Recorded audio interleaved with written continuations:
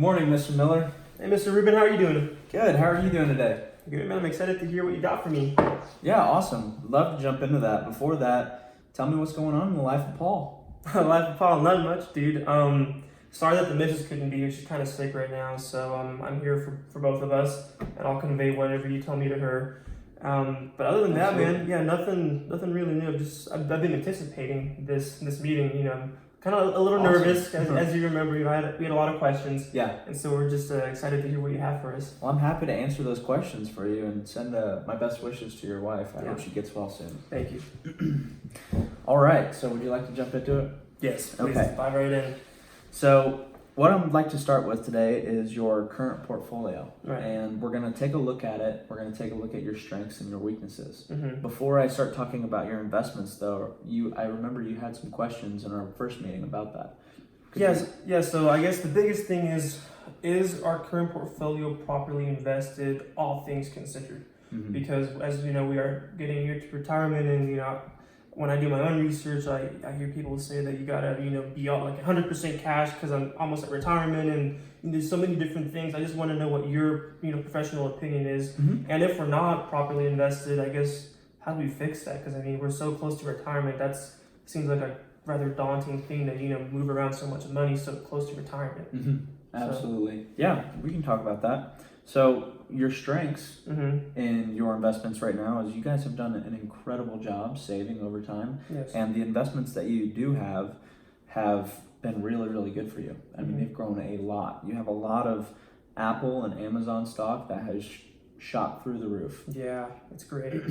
I believe your net worth is like $3.365 million.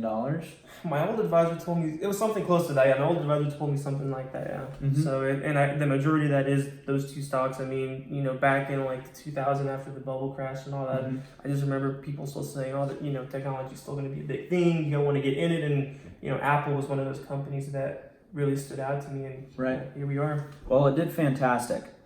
One of the drawbacks about having a lot of money in those two securities, though, is Mhm. that you're not very diversified at the moment. Okay. Do you understand the diversification in a portfolio? I mean, sort of. What's your how would you explain it? So basically, we don't want to have all of our eggs in one basket, right? Okay. And so we want to have a lot of different kinds of investments that aren't at all correlated with one another. Does that Okay. make sense? We'll elaborate on that part about Okay. the correlation. Yeah, of course. So let's say you have two investments that Mhm. are very similar, but at the same time, they're because they're very similar, Mm-hmm. just like your Apple and Amazon stocks, they go the same direction. Right. Right? They're both going up at the same time, and they're both going down at the same time because they're both tech companies, Mm-hmm. right? Right. And so because they're very similar, they're very correlated in the way that they move. So like what happens to A happens to B type of thing. Right. Okay. But if you take two different investments that Mhm. are totally different from each other, right? Mhm. It's two very diversified investments. It's going to look like this, right? They're Right. going to be moving in exact opposite directions. But if I drew a line through those two investments, it's a steady increase like this. Okay. And that's what we want your portfolio to look like. A Yes. steady growth of return. Absolutely. Okay. Well, that makes sense now. Yeah. So I'm not diversified, is what you're saying. Not properly Right. diversified. And one factor that we have to discuss is to be able to optimize your portfolio and Mhm. diversify it. Mm-hmm. What we have to do is we're going to have to rebalance, meaning we're going to have to sell those Apple and Amazon stocks. Just those two, or do you also suggest what about? Because I have my traditional IRA. I don't have those in there. I believe I have mutual funds. We recommend liquidating all of your investments. Okay. And what we would like to do is put you in a new proposed portfolio that's a lot more diversified Okay. and that has the right risk and return balance so that you can get the right amount of the necessary amount of return to be able to achieve all of the goals that you've submitted to us. All right, man. So to be able to achieve all of the goals that you have let us know about, Mm-hmm. we need to come up with a certain amount of return, because risk and return, there's a relationship between the two. Do you understand it? Yeah, it's like higher risk, higher reward, right? And vice Right. versa. So if you take more risk in an investment, you have a better opportunity for return, right? Yeah. But because you and your wife are approaching retirement really soon, and you're in the life stage right now where you've accumulated all this wealth, and now you're ready to retire and use this wealth through your retirement period, we really have to protect what you've earned. We have to take your money and just put barricades and machine guns all the way around it. We got to protect it. I like right? that. Yeah. And so to be able to do that, we need to go from risky investments like the individual stocks that you have now to more conservative investments such as bonds. Does that make sense? Okay. Yeah. I follow with that. So now that we've discussed your current portfolio, these are the different investments that we propose, right? Okay. And you'll see that they're all ETFs. Okay. Are you familiar with ETFs? Yeah, I've heard the term being tossed around on TV talk shows and on like these blogs, but explain to me what they are. So they're exchange traded funds, and the reason that they're called that is because they act a lot like an individual stock in the way that they're traded. Okay. Instead of mutual funds, who by comparison can have lots of fees and expenses. They can? Yes, they actually can. Oh. So the managers that manage these mutual funds have to get paid somehow. And so what they'll do is they'll add a load to your investment, meaning that they have a fee either in the beginning, throughout, or at the end of the investment that they're taking away from your return. Oh, wow. Okay. So those two mutual funds that I'm in right now in my IRA, they're probably charging me then these types of fees is what you're saying. I can't recall whether or not those are loaded funds, but I can check into that for you if you'd like. Yes, that'd be nice. Cool. Next, what we're going to be talking about is a little bit of our philosophy here at the firm. We believe that ETFs are going to be the future of trading. And the reason is because they are so efficient, tax-wise and cost-wise. Okay. Because they are a little bit more liquid and can be traded all day, kind of like an individual stock.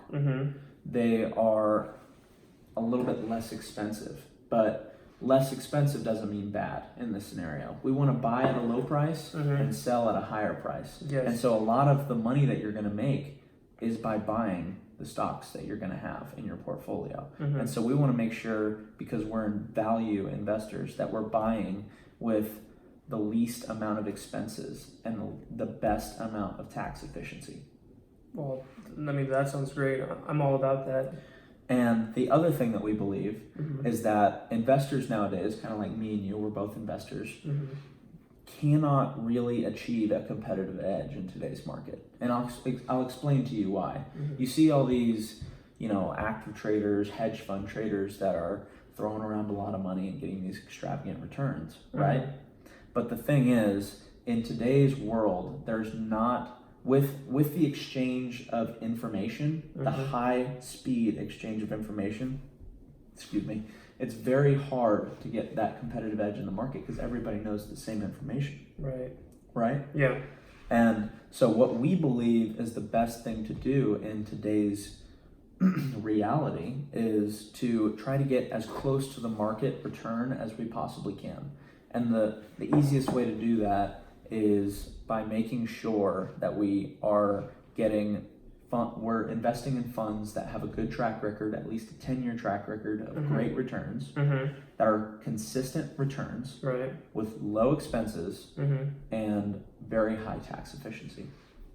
I like that. I mean, there's a little bit of like technical jargon going on there, but I mean, I follow it. It sounds awesome. Yeah, I like it. Absolutely. Is there anything that you would like me to expand on or go into there? Regarding that, not really. You kind of hit everything right there. You've answered. If I'm obviously not properly invested, and you've kind of outlined what needs to happen in order to be properly invested. Actually, I guess there was one thing that I just realized. I have a buddy of mine who said that I should be getting like 12% annually, and I was wondering what kind of return this proposed portfolio would be getting me. So if you look here at your target risk and return, Mm-hmm. you're going to get a 5.1% return in the market, and that comes with an 8.92% standard deviation. Mm-hmm. And this standard deviation, that just means risk, Mm-hmm. the amount of ups and downs that you have. And so you want this number to be low. Okay. The lower the better. Right. Okay. So, why do you think he said that I should be getting 12% return? Well, he may be getting a 12% return in his portfolio, but Mhm. like I said earlier, it's all about that relationship between risk and return. Okay. See, it's a positive relationship, meaning that risk and return, they move in the same direction. Mm-hmm. And so if you have a really high return, you know what you also have? High risk. Really high risk.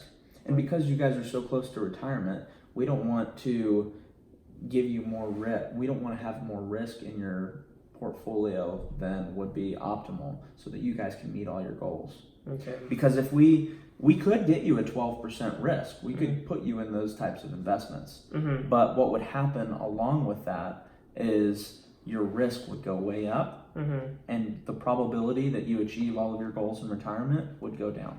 Oh wow. Okay. So, wait. So I don't need 12%. I can reach me and my wife can reach our goals with this 5 point. Right. With this 5.1%, Yeah. you're going to be able to achieve all of the goals that you have addressed. Without in the taking on as much first risk. meeting.